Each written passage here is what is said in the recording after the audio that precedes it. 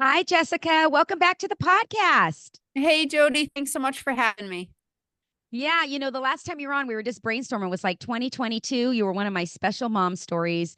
And now Yep, you've written a book for moms. I'm so proud of you. It's yep. called Unlimited Motherhood: Overcome 12 Limits That Overwhelm and Conflict Your Hearts. And I just thought it was so great. And I want to zero in on some of the ones that I really resonated with, but I want to just name a couple of them, like financial limitations, energy drain, Yep. mom guilt, getting out of your comfort zone. But the one that really, and I think this is based on the book you recommended the last time as well, which is what I love, that anonymous book by Dr. Alicia Oh, yeah, I Britt forgot Chole. I forgot I recommended that book to you. Wasn't it so good? So good. And you know what, Jessica? I'm so glad you told me about it because I never had heard of it. And this chapter is called The Heaviness of Hiddenness. And it's all about being hidden. And I thought we'd start there with you just sharing the Yeah, opening story in that chapter because it's yeah, really powerful. for sure. Yes, I don't think it's talked about enough, but whether you're a special needs mom or just a mom of little ones, you can go through a period in a season where you feel very hidden. And the opening story that I share of in my book is actually, so at the time I have five kids. I still have five kids, but at that time they were little. My youngest were like two, two, and three, I think. So three Mm, in diaper, three of them were in diapers. And I have my oldest daughter. She's now 15, but at the time I want to say she was five. She's on the severe end of the autism spectrum. And so she goes to a special school, every day, typical hours. And so one morning I was trying to get her ready, and my husband was actually out of the country. We work with a children's home in Uganda, and so he was overseas. And so I'm trying to be single mom mode, get everybody ready and get everybody out the door. And my daughter hated riding the bus. She actually doesn't even ride the mm, bus anymore because she's broken a bus window and they weren't happy about that. So, but she hated the bus. And so this one particular morning, she was fighting me. I'm trying to get her ready and she's going, no, she doesn't talk much. She only has a few words, but she'd be like, no, no, no bus, no bus, no school. mm, And so I'm kind of, gotta coax her out the door. I get her, and well, one of the things with the bus and the bus monitor is they actually aren't allowed. So if a child gets out of their seat, they aren't allowed to like physically pick them up. It's just a liability thing. So I get her on the bus and she seems okay. And I wave goodbye. And then I go to turn around and go back into my house. And the bus driver beeps at me. And so I kind of knew what that was because this has happened before. And he had mm. beeped because she was having a meltdown and she didn't want to sit in her seat. And so she had thrown herself on kind of into the middle of the aisle. So I climb onto the bus and I say, hey, Mara, I scoop her up. I put her in her seat. I'm like, we got to go to school. We got to go to school. And I'm trying to buckle her in. And I'm like literally having to push her hips down into the seat to hold her there and just feeling Mm. terrible about it. But realizing, you have to buckle up. You can't, they won't even move unless you're buckled. And she's kicking my shins. And so it's just this really stressful moment. The bus driver can't help me. The bus monitor can't help me. They're kind of just staring at me. And all of So a hard. sudden, the bus driver says, oh, and he was actually a man from our church, thankfully. But he says, oh, Jessica, your kids, one of your toddlers has gotten out the front door. And so the door wasn't Mm. kind of latched all the way, and they had just pushed it open. And so next thing I know, I look, and so I had three toddlers because we adopted a sibling group of two, and I had a child in the middle. So they all come walking out like onto our porch. It's winter. They're like, one's just in a diaper, no shoes, no socks. They're like slowly, creeping down the stairs of, my porch and wandering around having the time of their lives. And I got my daughter over here screaming, kicking me, and I just remember, and at the same time my dog runs out the door. Our dog has this, he still does this. Like the minute a door's open, he just runs. I don't know where he's going. He comes back 5 minutes later. So he's running around the bus and he's just barking. And I'm like, oh my Oh gosh, my this is my goodness. life. It was like, see, sheer chaos, but no one can help me. I almost felt like that moment was this microcosm of my life. Like there's just a whirlwind going on around me and no one can do anything to help me. The bus monitor can't get off the bus and chase my kids. The bus driver can't leave the seat. And So I get my daughter and I just say, I guess we're not going to school today. And I just say, sorry, Mm. and take her off the bus, make sure she's safe inside, and then start chasing the toddlers. And I left the dog out there. Get all of the children in. We had like a little eye hook. So I latched the door locked to make sure nobody was going to get outside. And the minute I got inside, it was like this wave. Of course, I was already upset, but I can't explain to you. It was a wave of emotion that was so strong. I've never experienced a panic attack before this. And I started Mm. hyperventilating. It was just this utter, like, no control feeling, and just so much more than that moment. It was like all of this emotion just kind of pent up. It's like the dam broke. And so I Yeah. tried to call my husband, which first of all, it's just hard to get a hold of him because he was overseas, and it was this, kind of not a good connection. And I'm trying to talk to him. And he kept saying, I can't hear you. It partly was probably because of the phone connection, but part of it was I could not catch my breath Mm. or even explain, because it wasn't really even about, although it was terrible, what happened. I couldn't even like get the words out. And so I remember I just hung up and I just fell to the floor and I sobbed and sobbed and sobbed. And then I was like, immediately, something went bam in the other room. And I was like, oh my goodness, my daughter had like pulled the cord of a lamp onto the ground. And so I came running in, make sure she was okay or whatever. Cause as moms, you don't really actually have time to have feelings. Yeah. It's like, oh, somebody's into So true. something again. Somebody just, needs their diaper change. But that moment was just so overwhelming. And so I kind of get myself back together, but I'm still not okay. And that was the one thing I was able to say to my husband on the phone. I kept saying, I'm not okay. I'm not okay. And he'd say, Jess, I Mm. don't know what that means. What do you want me to do? And I would say, I don't know, but I'm not okay. That was all I could Wow. say. And so, about 10 minutes later, I'm not sobbing anymore. I'm breathing slower, but I am not okay. And I'm just kind of, when I get upset or angry, even I clean. I don't know. It's like the only thing I can control. Like I can't control my kids. I can't control my life, but my house, gosh darn it, it will be clean. So I'm doing the dishes, and all of a sudden, because again, I should have been praying. I mean, I'm a pastor. I should have been doing something spiritual. I'm not even thinking about Jesus in this moment. And I'm cleaning these dishes and I'm still trying to get it together. And I just felt like out of nowhere, the voice of God spoke so clearly to my heart. I see you. And Mm. it was so, like, it felt like it was out loud. It hit me so hard. Like there must have been somebody in the room, but it was just Jesus speaking straight to my heart, like not with an answer, not even with a solution, but with this, like, Jess, I see how hard this hidden season is. Like, I see you though. I see you in this when you think nobody else knows, no one else cares, no one else understands. I see you. And I think it's a message we need to hear as moms, because maybe Yes. you haven't been in a situation that crazy. Maybe you've been in crazier.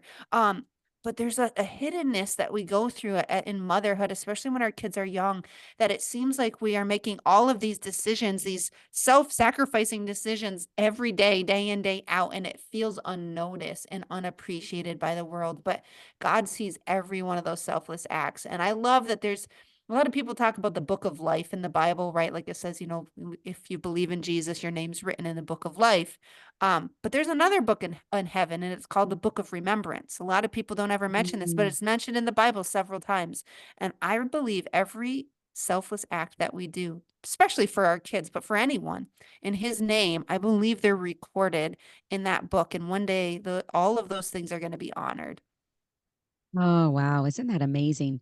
Yeah. I think as moms, it's like the hardest job and the most rewarding, but those hard days where you feel like, does anyone Hmm. even care that this is what I'm doing? Yes. Right. And like, I think that's why this chapter resonated so much. And I'm not in those hard years anymore. My kids are older. I mean, I am in some of the teenage years, but really it's totally different in the sense of like Right. those years where you're the safety of your kids, right? Like your kids are toddlers and they're going out the front door, Yep. right? Like I'm not in that anymore, but I do go speak at MOPS groups and I share some of the truths I wish I knew as a young mom. But I sit at tables and I hear these women, and I just believe that these hidden years of all this work we're doing, it's just Hmm. hard. It's hard. And sometimes we go like, is this even matter? You know, and it Yep. does matter. Like motherhood matters and you being there for your kids, all that matters. But it just feels, like you said, hidden. And I think that's why that book resonated so much with me, Anonymous. But this is what you say: no matter how invisible you feel or how many years have passed, you're not forgotten. And I love that that was this reminder that Mm. God gave you. I see you, Jess. I Yep. see you.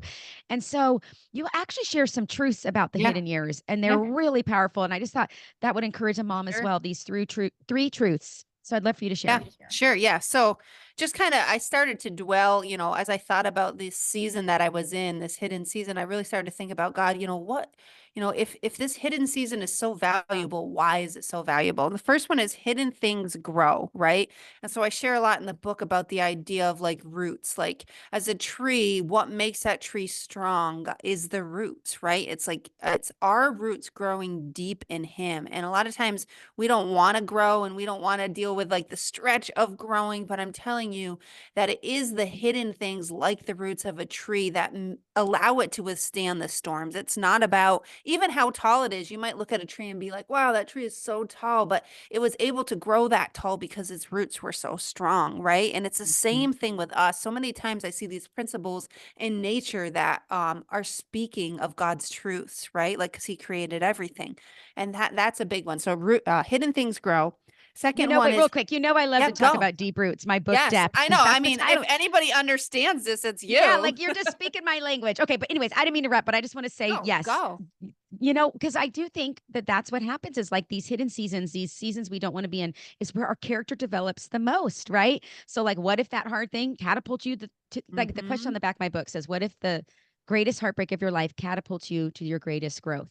And I think that's what we're seeing with this tree analogy. But okay, keep going. Yep. No, so good. Second one is hidden things are formed, right? And so the analogy that God kind of gave me there was the whole idea of one of the most beautiful things in the world, right, is a baby. And Mm, think about how, in its most developmental and that intimate hidden place, that is where a child is formed, right? In the darkness of the womb, right? Nobody can see it. Something, we don't even know sometimes it's there, right? When you first become pregnant. But those are that's the most important season for a child as they develop and their brain and all of that kind of stuff. And just realizing that it's also like a microcosm of our own lives. It's in those seasons where we're out of everybody's view, right? Like nobody's seeing, like Jody was saying, all of the sacrifices you're making or the things that we're doing behind closed doors. And it seems that it's going unnoticed, or it seems, again, you love your kids, so it's never useless, but it feels like, oh man, like I always say, it feels like Groundhog's Day. Like, here we go. that movie's My so son, funny. my Yes. son used to always, like, every morning, again, my kids are a little bit older. My youngest is 10 now, but I remember every morning for like years, he would be like sitting on the floor of my bedroom, like crouched, just waiting for me to wake up. At least he didn't pounce on me. Oh, And I'd like, and roll over because I'd hear a noise and he'd be like, Elmo's World, like every morning. oh, And it was like so cute, but became Groundhog's Day, right? So there's just times yes. where you're just feeling like, man, so isolated from the world and everything that's going on. But that is formation. That is when our character is formed. It is in what the things that we do behind closed doors where nobody can see. That is what makes us who we are. That is what forms our character. So third one is Yeah. hidden things go deep, right? And of course, depth. As far as Yep. The Jody's book, tree. I mean, this whole idea, right, of the tree is never concerned, right, with the height or the width of its root of its reach, but with the depth of its roots, right? And so the same is true for us. I think sometimes I've noticed, this sounds bad. So me and my husband have been in ministry for 20 years, and we started 11 years we did youth ministry. And I remember the first few years of youth ministry being confused because there were adults, people 2, 3 times my age, wanting to meet with me and my husband, and not about their kids, but about their own lives. And I remember being like, haven't you been a Christian for like 30 years? Like, shouldn't I be Mm, asking you for advice? And it was this weird revelation where I realized that if we don't focus on the depth and the hidden places and our character. We can love Jesus, we can go to church on Sunday, but we will stay the same person and we won't grow into the person God has called us to be. And I was realizing I was bumping into all these Christians who loved God, but why were they coming to me for advice? Well, how did I have more wisdom than they did? It's because they had kind of gone on this status quo, kind of just going to Mm, maintain my Christianity. I don't want to go deep because it's hard and because it might hurt and I might have to be introspective. And I think we can do it. There's this complacency in Christianity where we can just kind of maintain and just think that, okay, well, it's fine. I love God. I'm going to heaven one day. I go to church on Sunday. But that is not what Jesus calls us to. He calls us to an abundant life. But in that abundance, there is pain and growth that must happen on our mm, part. And so just not being satisfied with the shallow things anymore, mm. wanting to know Jesus in a more intimate way. And I think he uses those hidden seasons to pull us away from the world and closer to himself. I totally agree. And I think it's not always just motherhood. Like, I think grief, when you're walking through something really hard and you're Hmm. going through grief, you can feel very alone and feel like that's a hidden season as well. Yep. And I feel like, whatever it is that's causing the grief, the loss of a loved one, the loss of a spouse, a lot, divorce or was a death. Like, I Yep. just think for me, it was a divorce. That was probably my most growing season. It was the hardest time of my life, but my most growing time of my faith. And so, yes, definitely motherhood. There's our hidden seasons, but there's other hidden seasons in life Yep. as we go through hard times. And instead of wasting those times and saying, okay, I don't know why you have me here, God, but saying, God, what do you want me to learn in the middle of this? Exactly. And I love that part because I do think hidden seasons are happening all the time. And that's when God grows us the deepest. And I just love the tree analogy. You're speaking I my know. language, I had a Jessica. feeling you'd like that chapter. I did. I really very much like that chapter. Okay, now the next one that is a real struggle for me is mom guilt. And I think this is actually a real struggle for most moms. And you had this quote, it made me laugh so hard. Behind every great kid is a mom who's pretty sure she's screwing it up. And I just started laughing so hard because I'm like, okay, that is so true. Like, we are just so hard on ourselves. Did I do it right? I should have done this. I should have done that. And I'm a Hmm. should have done things all the time. I should have myself all the times. And I know that sounds bad. I said should have. I should have. But you said that there's lies that have a root, and guilt's root says I'm not doing enough.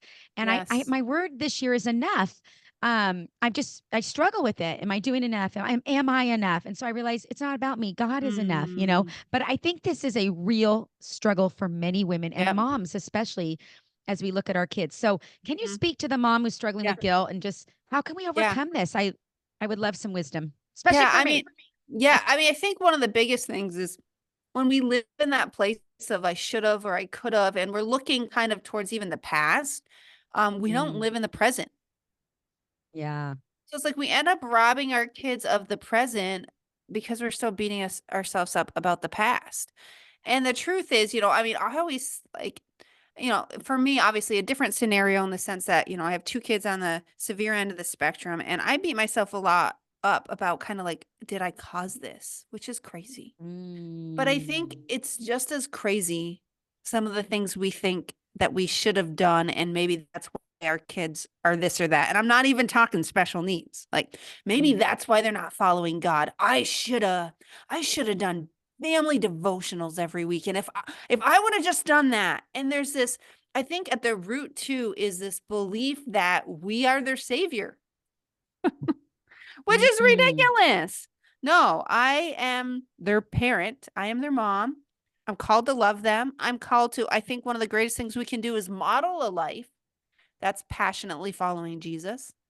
I think it's less about all the things we shoulda, coulda, woulda, and more about us being authentically in love with Jesus, because mm, that there's a statistic that Barna research, of course, I don't know like the exact number, but they said I think it was like 80% of kids will follow God as they reach adulthood that have grown up in a Christian home if they see the authenticity of their parents' faith.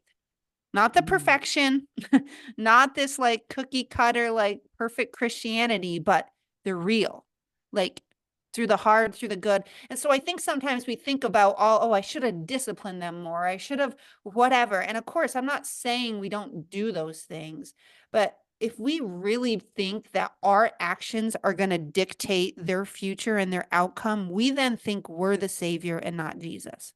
Jesus Mm. is their savior.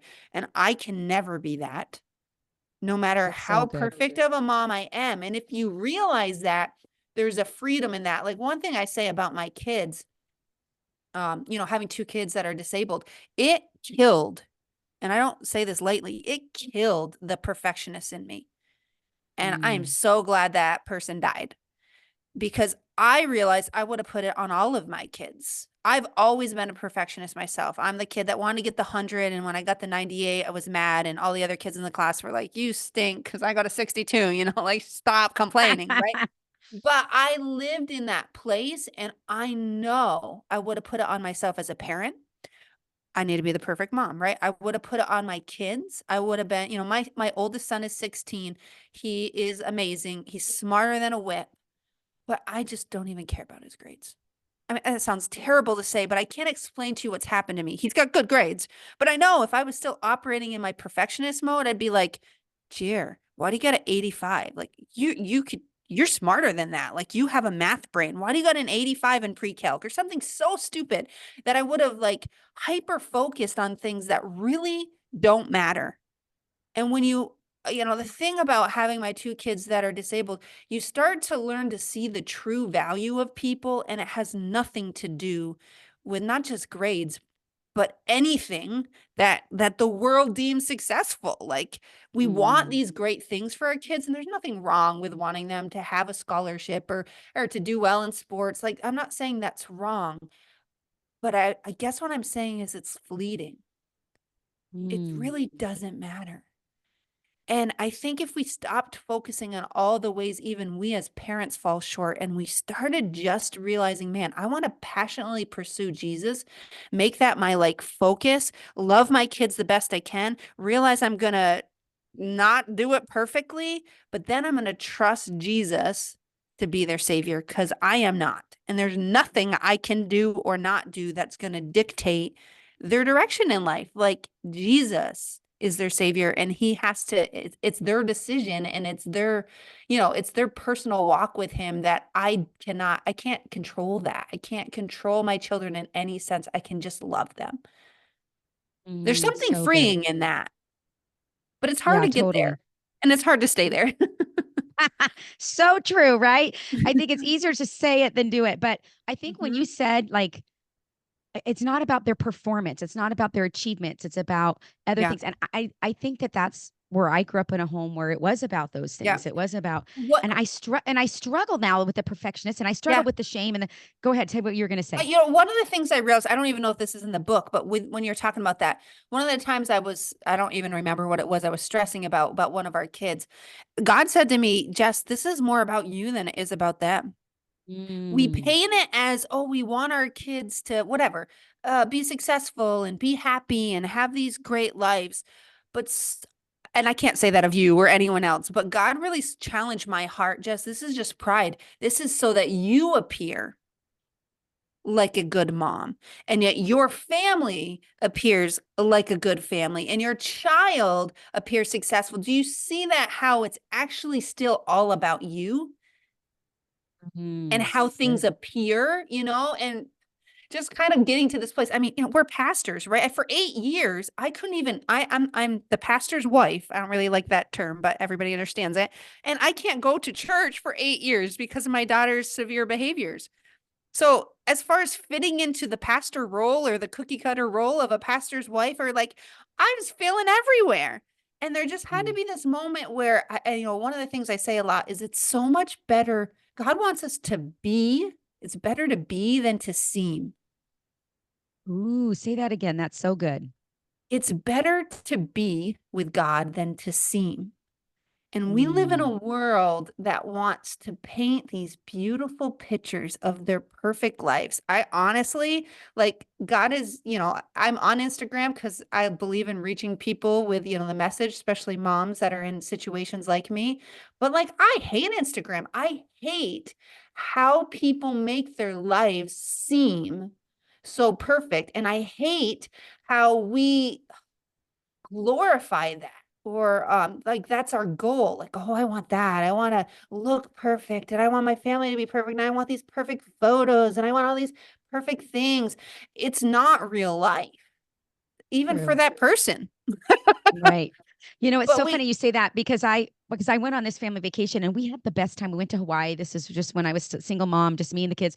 And we literally had the greatest time. And I kept posting pictures and I got home and I thought, it looks like this perfect vacation. And I just like, you know what? There were times we were fighting in the car and there yes, were times, and so I wrote a blog post and it was so funny I because this love it. last beach we went to was gorgeous. I mean, blue, blue, blue water, white, white sand beach. Like it looked perfection. And then we got in the water and there was jellyfish and my son got stung. And I thought, this is how life really is. Like Yes, it looks perfect, but y'all, there's it's not. jellyfish in people's lives. There are hard things, and they're not showing that on the Instagram. And I got Right. real, so I wrote a post and I said, I love I it. just want because I just felt like, you know what? I wasn't trying to show that we had a great vacation and I Right. was excited to share it. But my mindset thing, it wasn't perfect. So I wrote like, driving in somewhere I hadn't been. I get real anxious and I argue with my kids, help me find the map. I just shared things like 4 or 5 things Hmm. maybe that we had that were frustrations to let it was a great time, but it wasn't this perfect. So it's perfect because when I speak, I tell women, let go of perfect. Like you're Yeah. never going to attain it. And I used to want to be that perfect clay pot with no cracks, but then God broke me Right. into this pot that had so many cracks. But then I realized God's light shines the beautifulest. That's not a word. God's light shines the most beautiful Yes. through those cracks. So when we're vulnerable and we say, this is where I'm struggling, not trying to be perfect, but this is really a struggle of Yep. mine, then that connects me with Yep. someone in a much more powerful way. They connect with my struggles, not my successes. And so I tell women, like, at your table, be vulnerable, share, Yep. don't compare, and don't try to be perfect. Like, none of that is going to help you as a mom. Yep. It's going to actually hinder you. Totally. One of the verses, and again, I don't remember. I think I do talk about it in the book, but that God's really just opened my eyes to. And I've heard people speak about this before, but they preach it wrong. It says it's Paul in the New Testament. And he says, "When I'm weak, then I'm Mm, strong." But I've heard people literally preach it from a pulpit, say, "When I'm weak or when we're weak, God is strong." I'm like, Actually, that's not what it said. It says we're right. It strong." says, Like, right. but nobody really can wrap their mind around that. Like, no, when you're weak and pathetic. And when you're strong, you're strong. No, but the kingdom of God is right side up. We always want to say it's backwards, but it's the right way. Right. And so it's when I'm Right side weak up. and when I'm vulnerable, it's when I'm broken. It's actually when God uses me. It's when I'm Hmm. qualified. That is everything. And we have this whole world that screams, no, you need to seem perfect Right. so that people will look up to you, so that you will be qualified, so that you can lead, so that you can this. And God's like, that's just a bunch of like, it's all just leading. None of that's real. It's not even real. That's why it says, the Bible says, come to God with an honest heart. And it's why our weakness is so important, is because exactly what you said, Jesus shines through. It's because people can look at someone's life and say, wow, they got a mess going on. But look at the fact that God still used them. Look Hmm. at what God's done through their life when there's all these things that are not as they should be. And what that does is it glorifies God and not me anymore. And not Hmm. only that, it also then makes somebody believe, because this is true, maybe, maybe God has that for my life. Because Yes. I've got all this crap too that maybe I don't share because I'm embarrassed about. But what if God could still use me too? It gives them faith to believe it's not about looking and appearing a certain way. It's about just being real and God using you despite your shortcomings and failures. Oh my gosh, I have like goosebumps all over my body because it's such a powerful message. And It I is. feel like someone's hearing this today and just going, wow, because who better to help someone that's walking through something hard like an addiction or divorce than someone that's walked that. And we want to hide that. We want to hide like I don't want anyone to know that I went through that. Yep. But then God can't use it if we're hiding it and holding on Mm. to it. But God, So good, we say, Jody. God, this is what I'm struggling with. Use it. Like, I don't want to be someone that walked through a divorce and telling everyone about that, but God has used that in such a powerful way for me to enter into people's brokenness and enter into their grief. Like, I can talk to anyone walking through any grief and be able to have this Mm-hmm. empathy that I never had before, Jess. Like, I didn't until my divorce. Like, God broke me and then put it all back together in a way that is much better than if I It's your before. And it's your ministry. yes, it's my ministry. And so someone listening right now that's like, but this isn't what I wanted for my life. I didn't want these things for my life either. Mm-mm, You me you didn't neither. want these things for your life either. But guess what? We are now reaching people and helping others because of that. not because of all the good things in our life, but because of the Nope. very broken thing that you say, I don't want in my story. God's like, but Hmm. that's the point. You're going to enter into someone's life because of that. So, oh, so I good. love I'm it. so excited right now. I just love it. I like to help people become free in the middle of their shame or become free in the middle of their Exactly. pain, you know? So, one of my other chapters that I loved, well, there's a couple more, but this quote I just have to read. It says, we overestimate how God will use our talents and we underestimate how God will use our obedience. And Mm. you have a part of your book where you kind of have like this help wanted poster, like this is what God would be Hmm. saying if he wanted help. And I'd love you to read this because people think, we have to be qualified, we have to be talented, we have to have all these skills, and then God could use us. And I love that you just No. like flipped it, like you said, that upside down. How did you say it? Kingdom. Right side up. It's right Right side side up. up. We Oh, I say it's love that. upside down because we're used to the way the world works, but it's actually the right side up, right? I So yeah, I love just that. The said right side up. If Jesus posted a help wanted ad, it would read like this. Help wanted. Immediate openings. Our company is in search of an unqualified person to join our rapidly growing team. No experience necessary. No degrees required. Must be teachable, humble, and not afraid to fail. Availability trumps capability every time. Wow. I mean, and that is so powerful. I remember reading that and going, this is so good Yeah, because one of the other things I say, I can't remember if it's in this chapter, but yes is the qualifier of the kingdom. And I have mm, seen it in my 20 years of ministry. Like there's I do a young adult program at our church. I work part-time at our church and it's a program, it's a 1 year program, like a discipleship kind of Bible college program for people that have graduated high school. And last year we had 12 students, and there was one student that was like the class clown. You kind of just thought he did this whole program because his girlfriend was in it and she was doing it. And you're just thinking, like, oh my gosh, can like this kid just be done, like kind of thing. He is now almost, he went for a second year, and God has so radically changed his life. He's actually going to, wow. be running our youth ministry. We're hiring him at our church. It's only been a year later. And you'd think, how in the world, in 2 years' time, can you go from, why is this jokester even here? Is he even a Christian? To being the youth pastor. And I'll tell you what, it's not about his capabilities. It's not about his talents. It's not about his qualifications. It's about God touched his heart. Jesus changed his life. And he just keeps saying yes. And I have seen him fast tracked. I believe there's a fast track that God wants to put people on. And they think that it's Mm, like, yeah, I'll get my 4 year degree at Bible college, or I'll do, 4 years of some kind of ministry, and then I'll be ready to really be used by God. And I'm not saying those things aren't beneficial, but at the end of the day, none of that stuff is really what he cares about. Look at the fact that bunch of fishermen. He was just looking for someone to say yes. And I always say, I think, and we can't prove this biblically, so don't call me a heretic, but I think that Jesus asked a lot more than the 12 disciples. I mean, we see a couple instances with the rich young ruler. He says, will you come follow me? Sell all you have. And he's like, no, I can't do that. So we see Jesus ask other people to follow him. I think he asked hundreds. And I think only 12 said yes. Yes is the mm, qualifier of the kingdom. That's all we need. So even as a mom, even in your busy life, when you feel like, Jesus, I don't really have anything more to give. I'm just, you don't have to give much, but if you say yes, he will open a door. Like it, and you don't even have to know what that door is. It's just like the heart posture opens the door. mm. So good. Oh my gosh, Jess, I just love it. I have to end with this last one because this Yeah. one like it's mind blowing. You know how you have like read something and and I'm gonna dive deeper into this. I'm gonna get my journal out. I'm gonna wrestle with God with this more because this really rocked my world when I read it. So this is in the story of John the Baptist, and the Hmm. chapter title is called "The Offense of Unanswered Prayer." And you get real vulnerable and share a story about being in the hospital and you're just praying for God to answer this prayer to heal your daughter, and you're just feeling like he's just, where are Yeah. you? God, you're not answering my prayer. And I think a lot of people can relate to that of like, I don't know why I'm here, or God, I don't feel you in the middle of this. And so you Hmm. brought up John the Baptist. Now I'm going to have you take over from here and tell this story because it Sure. is phenomenal. Yeah. So if you don't know this reference, so it's a story where John the Baptist is who, was Jesus's cousin. He baptized Jesus, in the Jordan River. And when that happened, it says that God's voice literally boomed from heaven and said, "This is my beloved son, whom I'm well pleased." The Holy Spirit came down on Jesus like a dove. So this crazy divine moment, John the Baptist was there. He So witnessed this. witness this all, right?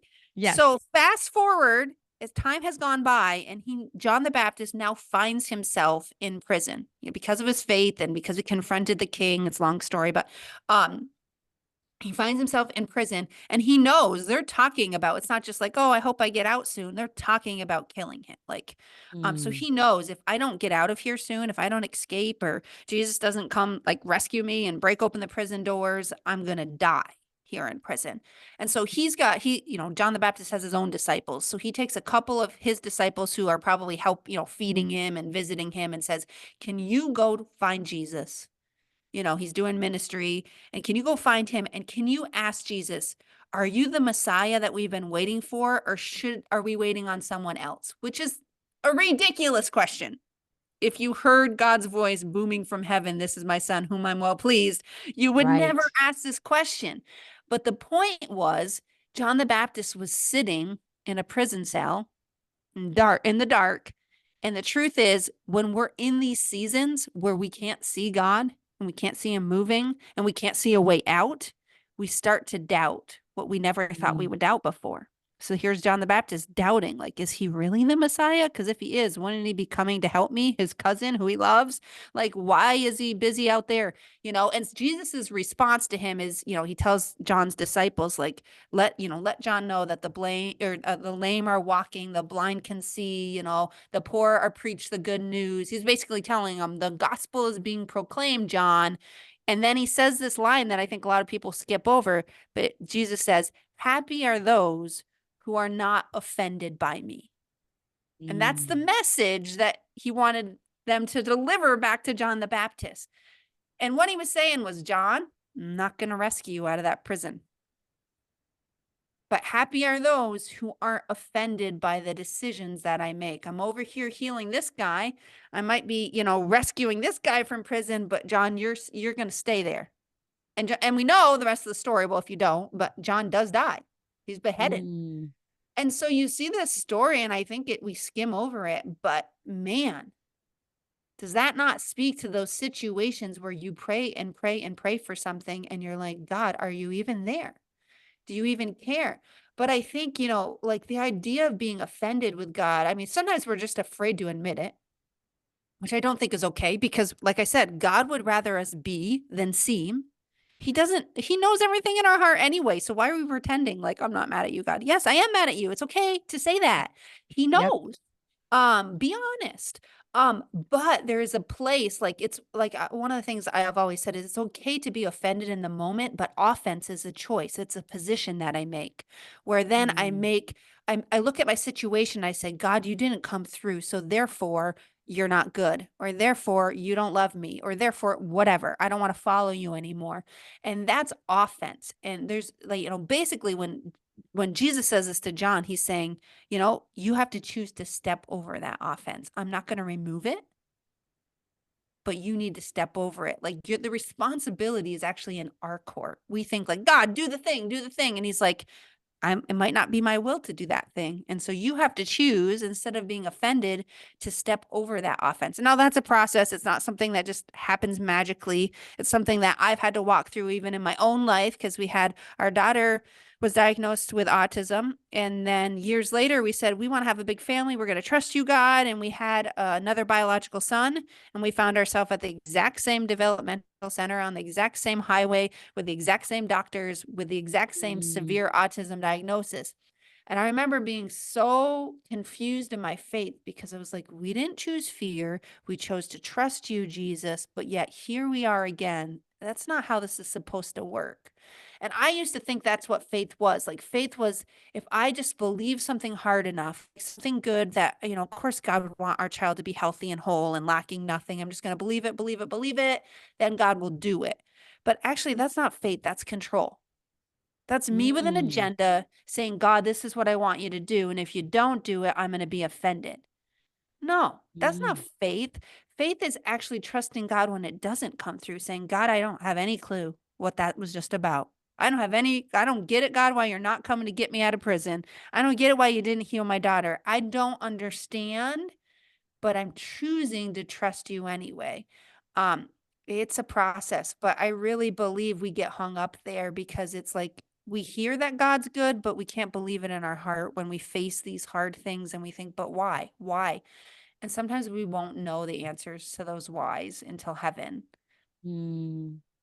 You know what? It's so good what you shared because there are people right now listening that are like, I don't want to be here. I don't know why you have me here, God, and I don't want you guys to turn your back on God. I don't want you to like Yeah. live offended.